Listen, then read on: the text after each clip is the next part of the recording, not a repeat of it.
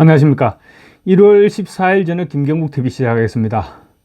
윤석열 대통령의 지지율이 46.6%로 또 최고치를 갱신했습니다. 그런데 이처럼 국민 46.6%의 지지를 받고 있는 현직 대통령에 대해서 45.9%의 신뢰를 받고 있는 경찰이 마약 두목 체포하듯이 지금 체포작전을 펼치겠다고 합니다.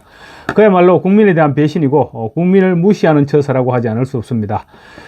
펜앤마이크가 여론조사 공정에 의뢰해서 12일, 13일 이틀간 실시한 여론조사에서 윤 대통령은 직전 조사인 지난해 12월 13일 조사보다 무려 15.1%포인트 폭등한 46.6%의 지지율을 기록했습니다. 이 같은 윤 대통령의 지지율 급상승은 이미 다른 모든 여론조사에서도 나타나고 있는 공통적인 추세로 자리 잡고 있습니다. 그럼에도 공수처와 경찰은 무려 1000명의 경찰력을 동원한 작전을 준비 중인데 국민의 뜻을 역행하는 행위입니다. 반드시 대가를 치르게 될 것입니다. 그렇지만 치솟는 윤석열 대통령의 지지율에 경호처는 힘을 받게 될 것이고, 반대로 억지 춘향식으로 소집당한 경찰들은 체포영장을 집행하면서도 과연 이래도 되는가, 이런 걱정이 생길 수밖에 없을 것입니다. 윤 대통령의 지지율 상승은 쌀을 애는 추운 날씨에도 불구하고 관저 앞을 지키는 시위대에게도 힘을 주는 소식이 될 것입니다. 특히 펜앤마이크의 이번 여론조사는 국민의힘 지지율은 물론이고 내란죄를 제외시킨 탄핵 심리가 부적절하다, 이재명이 재판을 지연하고 있다, 이런 모든 항목에 대해서도 민주당의 주장이 잘못되어 있다는 여론이 높게 나왔습니다.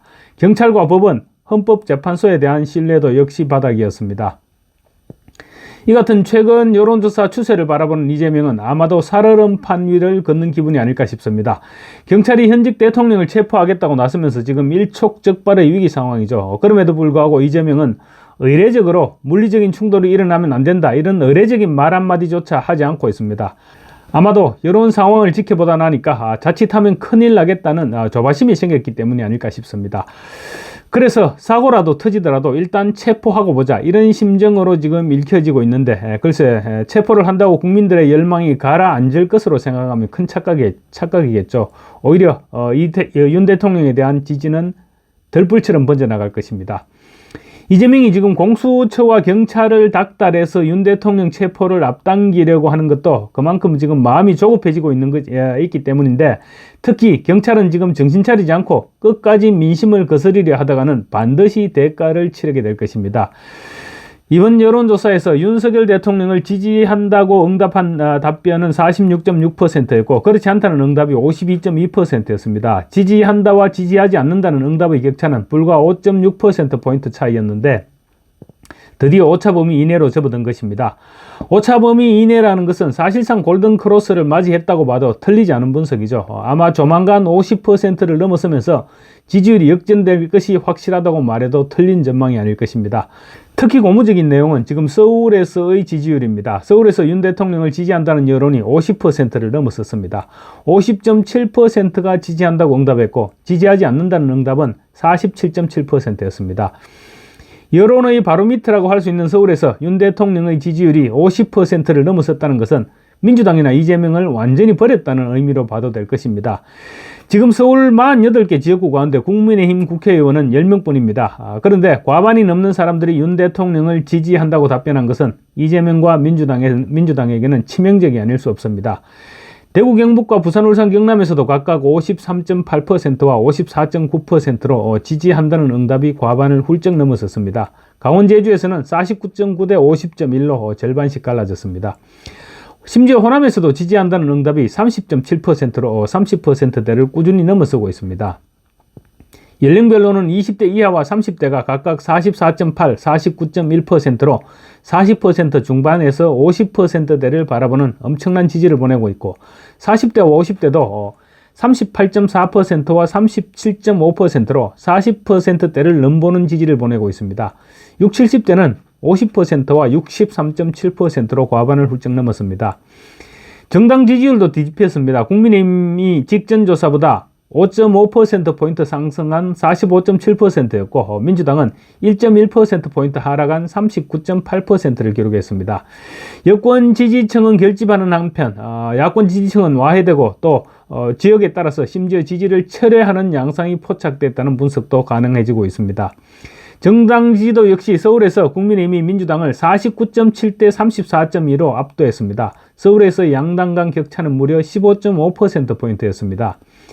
48개 지역구 가운데 38개 지역구 국회의원이 민주당인 서울에서 시민들이 민주당을 완전히 개쳐다보듯이 본다는 말입니다.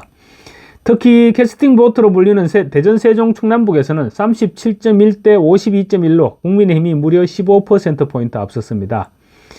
또 펜앤마이크는 이번 여론조사에서 이재명이 재판을 지연하고 있다와 또 정당한 방어권 행사다 이런 항목을 포함시켰는데 53.2대 43.5%로 오차 범위를 훌쩍 넘어서 이재명이 고의로 재판을 지연하고 있다는 의견이 압도했습니다. 광주 전남북을 제외한 전 지역에서 이재명이 고의로 재판을 지연시키고 있다 이런 답변이 앞섰는데 특히 광주 전남북에서도 재판을 고의로 지연하고 있다는 응답이 34.5%로 집계됐습니다. 광주 전남북에서도 이재명에 대해서 탐탁찮게 생각하고 있다는 사실이 드러난 것인데 이런 상황이라면 이재명이 선거법 위반과 위정교사 혐의에 대한 항소심 재판 결과가 유죄로 또 나온다면 호남 지역에서도 대안을 찾아 나설 가능성이 굉장히 높지 않을까 생각됩니다. 이재명이 재판을 지연시키고 있다는 의견은 서울에서 55.4, 경기 인천 49.8, 대전 세종 충남북 54.1, 대구 경북 62.8, 부울경 61.6, 강원 제주 59.6% 등이었습니다. 광주 전남북을 제외한 전 지역에서 사실상 과반 이상이 이재명은 욕을 하고 있는 것입니다. 연령별로 볼 때도 40대와 50대를 제외한 전 연령대에서 재판을 고의로 지연하고 있다는 의견이 압도했고 이재명의 핵심 지지 기반인 40, 50대에서도 각각 45.1%와 41.1%가 의도적으로 재판을 지연하고 있다고 지적했습니다. 또 내란죄를 제외시킨 헌법재판소의 탄핵 심리 진행에 대해서는 부적절하다는 응답이 52.1%로 적절하다는 응답 40.7%를 역시 압도했습니다. 이게 바로 상식의 선이라는 것입니다. 대통령을 탄핵할 때는 핵심 사유가 내란죄였고 또 대통령을 탄핵한 이후 연일 내란 수견이, 내란 우두머리니 또 국민의힘과 내각에 대해서는 내란 동조죄, 내란 방조죄 이런 온갖 용어와 혐의를 갖다 붙이면서 국민 여론을 선동하더니 정작 탄핵 심판에서는 제외시키겠다 하니까 여론이 동의를 하지 못하고 있는 것입니다. 내란죄를 제외시킨 것이 부적절하다는 응답은 대전 세종 충남북에서 충남북을 제외한 전 지역에서 높았습니다. 전 지역에서 부적절하다는 응답이 더 높았습니다. 그나마 대전 세종 충남북도 0.4%포인트 차이에 불과했습니다. 심지어 광주 전남북에서도 54.3%가 내란죄 제외는 부적절하다 이렇게 응답했습니다. 적절하다는 응답은 40.3%였습니다. 특히 민주당 지지층에서도 36.6%가 탄핵 심판에서 내란죄를 제외시키는 것이 부적절하다고 응답했고 정치 성향별로 볼 때도 진보 성향의 47%가 부적절하다 이렇게 답변해서 적절하다는 응답 46.9%를 앞섰습니다. 또 중도 성향에서도 46.7%가 내란죄를 제외시킨 것은 부적절하다고 응답했습니다. 이렇게 좌파들까지 탄핵 심판에서 내란죄를 제외시킨 것이 잘못됐다고 판단하고 있는데 이래도 헌법재판소가 민주당의 손을 들어줄지 두고 볼 일입니다. 법원과 헌법재판소, 경찰에 대한 신뢰도 역시 과반을 넘기지 못하거나 턱걸이로 과반을 넘기는 것으로 드러나서 심각한 수준이었습니다.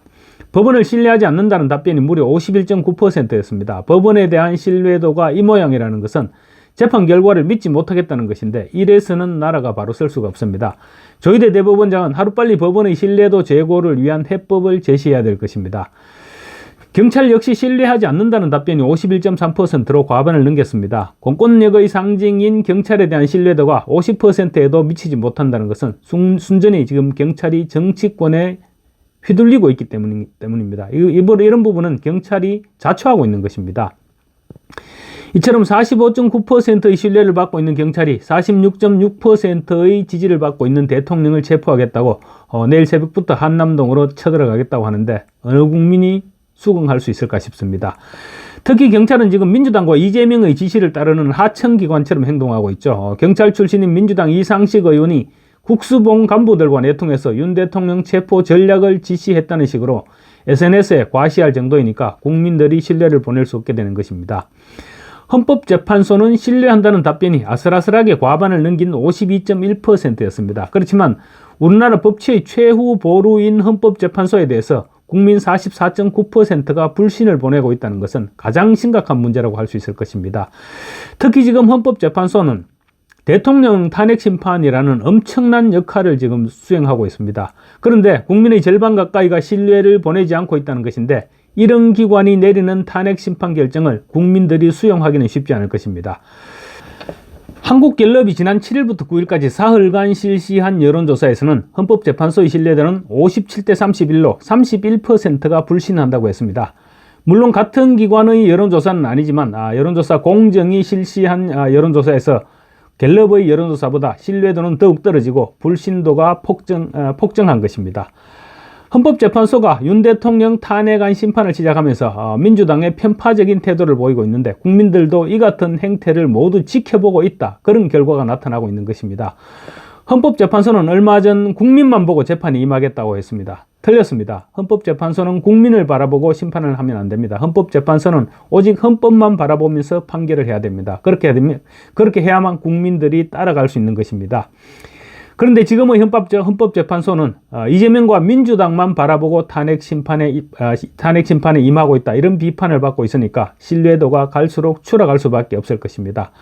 헌법재판소에 대한 이 같은 불신들이 정폭되면 결국은 판결에 불복하게 될 것이고, 국민 저항권을 불러일으키는 기폭제가 될 수 있다는 점을 헌법재판소는 잊어서는 안 될 것입니다. 감사합니다.